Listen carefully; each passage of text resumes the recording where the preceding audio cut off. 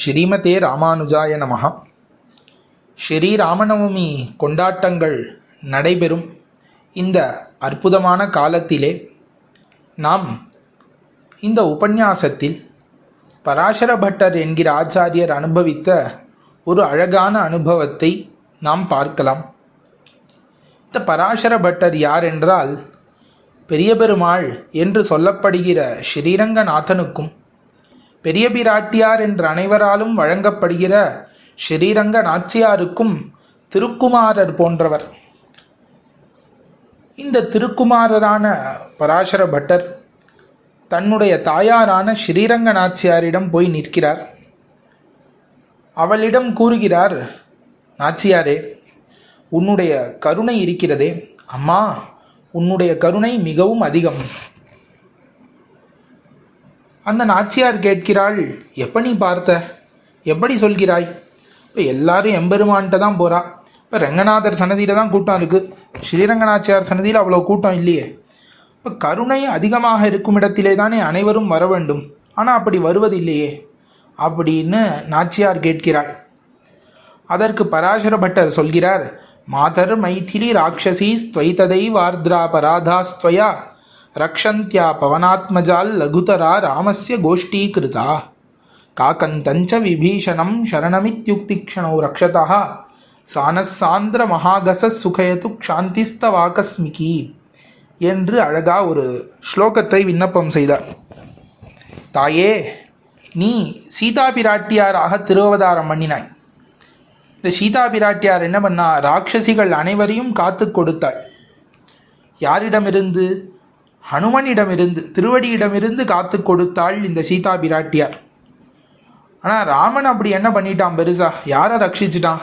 விபீஷணன் ஒருத்தனை ரட்சித்தான், காகாசுரன் ஒருத்தனை ரட்சித்தான். அவர்கள்லாம் என்னை ரட்சிப்பாயின்னு சரணம்னு சொன்ன பிறகு தானே ரட்சித்தான். நீ அப்படி இல்லையே, உன்னை துன்புறுத்திய இந்த ராட்சசிகளை கூட அனுமனிடமிருந்து ரட்சித்து கொடுத்தாய். ஆகையாலே நீ என்ன பண்ணிட்டான்னா, ராமனினுடைய கோஷ்டியை சுருக்கிவிட்டாய், நீ தான் பெருத்து இருக்கிறாய் கருணையாலே என்று பராசர பட்டர் சாதித்தார். அப்பொழுது பெரிய பிராட்டியார் விளையாட்டாக கேட்கிறாள், பட்டரே, நீர் எனக்குத்தான் கருணை அதிகம்னு சொல்லுவீராகில் நீர் எதற்கு எம்பெருமான்கிட்ட போய் நின்றுண்டு அவரை ஸ்தோத்திரம் பண்ணிண்டு? அப்படி ஒன்றும் தெரியலையே. நீங்கள் எல்லாரும் சேர்ந்து பெரிய பெருமாளை கொண்டாடுகிற அளவுக்கு பெரிய பிராட்டியாரை கொண்டாடுவதில்லையே. எல்லாரும் பெரிய பெருமாள்னு தானே போய் நிற்கிறா. நீர் கூட எடுத்துக்குமே, பெரிய பெருமாளுக்காக ஸ்ரீரங்கராஜஸ்தவம்னு ஒரு கிரந்தம் பண்ணியிருக்கீர். அந்த கிரந்தத்தில் 230 ஸ்லோகம் மேலே இருக்குது, எல்லாம் பெரிய பெருமாளுக்கு. பெரிய பிராட்டியாருக்குன்னு பார்த்தா ஸ்ரீரங்கநாச்சியாரின் பங்கு 61 ஸ்லோகம் தான். ஸ்ரீ குண ரத்ன கோஷம்னு பேர் அந்த கிரந்தத்துக்கு. இப்போ 61 எங்கே, 230 எங்கே? இப்போ பெருமாளிடத்திலே தானே எல்லாரும் ஓடுகிறார்கள். நீர் இப்படி என்னுடைய கருணை பெருசுன்னு சொன்னதுனால என்ன பிரயோஜனம் என்று பெரிய பிராட்டியார் கேட்கிறார். பட்டர் அதற்கு ரொம்ப அழகாக ஒரு பதில் அளிக்கிறார். அதை இன்று நாம் அனுபவிப்போம். என்ன பதில் சொன்னார் பட்டர் என்று. மாதர் லக்ஷ்மி யதைவ மைதில ஜனஸ்தேனாத்வநாதே வயம் த்வத்தாஸ்யைக ரசாபிமான சுபகைஹி பாவைஹி இஹாமுத்ரச்ச ஜாமாதா தைதஸ்தவேதி பவதி சம்பந்த திருஷ்டியா ஹரிம் பஷ்யேம பிரதி யாமச்ச பரீச்சாரான் பிரஹர்ஷ்யேமச்ச. ரொம்ப அழகான ஸ்லோகம். மாதர் லக்ஷ்மி, ஏ தாயே அப்படின்னு அழைக்கிறார். தாயே, மாதா, அம்மாவே. யதைவ மைதில ஜனஸ்தேனாத்வநாதே வயம், நாங்கள்லாம் எப்படி இருக்கோம் தெரியுமோ? நீ திருவவதரித்த மிதிலா தேசம் இருக்கிறதே, அங்கு இருக்கக்கூடிய ஜனங்கள் எப்படி இருப்பாளோ அப்படித்தான் நான் இருக்க விரும்புகிறேன்னர் பட்டர். இதற்கும் நான் கேட்டதுக்கும் என்ன சம்பந்தம்னு கேட்டால் பெரிய பிராட்டியார், உண்டு, நான் பெரிய பெருமாளை அனுபவித்தேன், அவரை கொண்டாடினேன் என்பதெல்லாம் உண்மைதான். அதிலே ஒரு பொய்யும் கிடையாது, உண்மைதான். நான் அவரை அதிகமாக கொண்டாடினேன், புகழ்ந்தேன், அவருக்கு கைங்கரியம் பண்ணணும்னு ஆசைப்பட்டேன், எல்லாம் உண்மைதான். ஆனால் நான் எப்படி தெரியுமா ஆசைப்பட்டேன்? என்னுடைய மனோபாவம் எப்படி இருந்தது தெரியுமா? அழகாக இருந்தது அப்படின்னு. அது என்ன அழகு? தோஷமற்றதாக இருந்தது.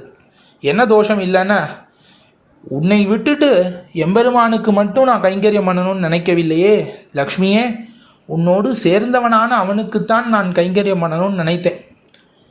தொத்தாஸ்யைக ரசாபிமான சுபகைஹி பாவைஹின்னர் பராசர பட்டர். உன் ஒருத்திக்குத்தான் நான் கைங்கரியம் பண்ண வேண்டும்னு ஆசைப்படுகிறேன் பிராட்டியே. அதில் ஒரு தோஷமும் என்னிடத்திலே நீ பார்க்க முடியாது.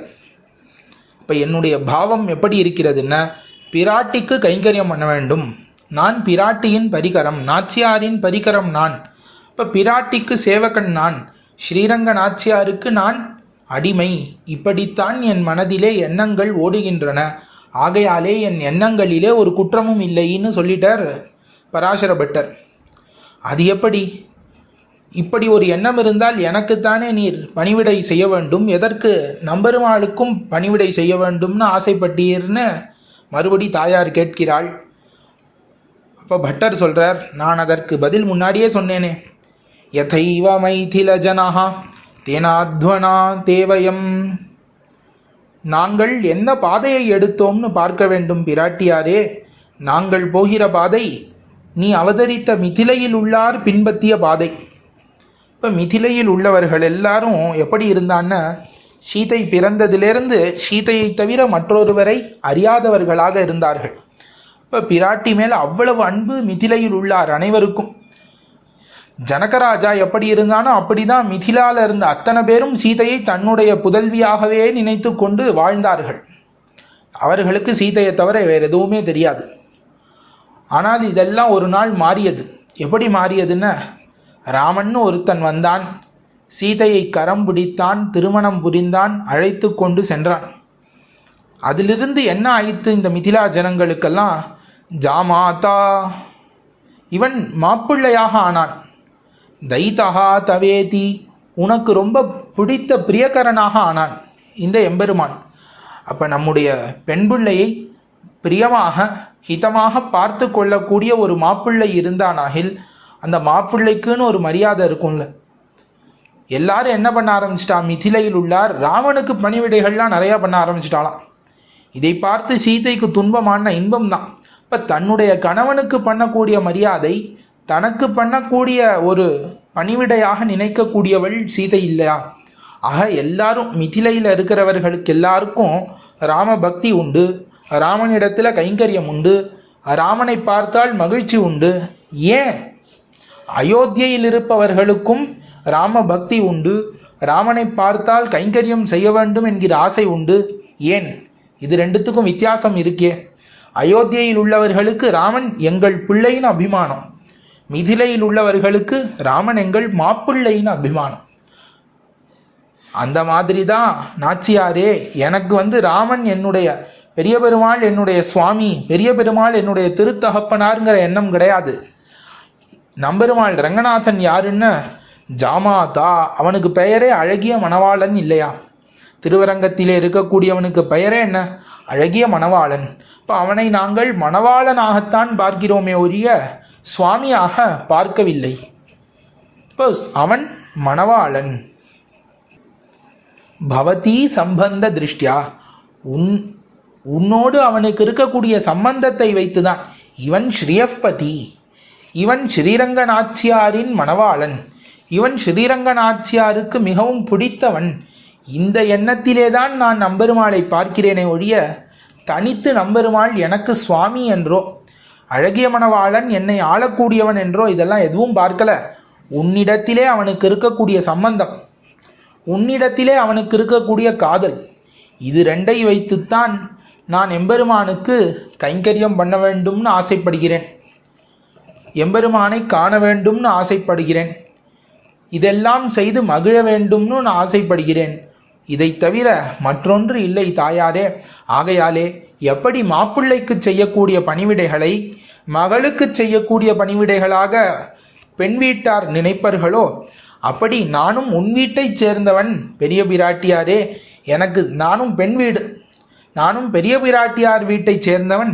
பெரிய பிராட்டியார் வீட்டிற்கு பெரிய பெருமாள் வருவாராகில் எப்படி மாப்பிள்ளைக்கு உண்டான மரியாதைகள் எல்லாம் மிகவும் விசேஷமாக நடக்குமோ அப்படித்தான் நான் நம்பெருமாளுக்கு பணிவிடைகளையும் அடிமைகளையும் அவர்களுக்கு செய்ய வேண்டிய கைங்கரியங்களையும் செய்தேனே ஒழிய தனித்து வேறொரு காரணம் இல்லை. ஆக உனக்கு செய்யக்கூடிய கைங்கரியமாக நினைத்தான் நான் செய்தேன் பெருமாளுக்கும் என்று பட்டர் கூறுகிறார். ஒரு ராணி இருக்கிறாள். ராணியினுடைய அந்தப்புறத்திற்கு ராஜா வரும்பொழுது அந்த ராணியினுடைய தோழிகளும் சேவகிகளும் அந்த ராஜாவுக்கும் பணிவிடைகள் செய்கிறார்கள். எதற்காக செய்கிறார்கள்னா, இவன் ராணியின் மணவாளன் என்று நினைத்துதானே தவிர ராஜான்னு நினைத்தில்லை. அது ராணிக்கு தோஷமாக படாதில்லை.